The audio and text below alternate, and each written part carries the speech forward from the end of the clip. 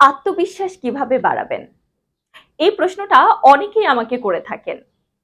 ধরুন আপনি যদি রান্নায় খুব ভালো হন, কেউ যদি রান্না নিয়ে আপনাকে প্রশ্ন করে, আপনি কিন্তু খুব আত্মবিশ্বাসের সাথে দিতে পারবেন।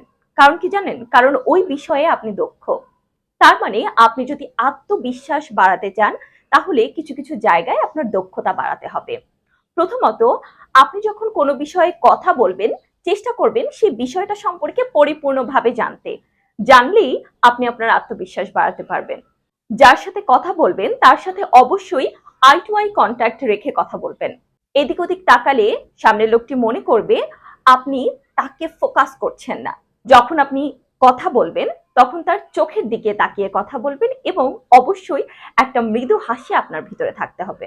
ধরুন আপনি ভাইবা বোর্ডে গেলেন বা কারো সামনে কথা বলতে গেলেন। অনেক সময় আমরা বসে কথা বলি, অনেক সময় দাঁড়িয়ে কথা বলি। যখন দাঁড়িয়ে কথা বলবেন তখন মেরুদণ্ড সোজা করে স্ট্রেইট হয়ে তার চোখের দিকে তাকিয়ে কথা বলবেন।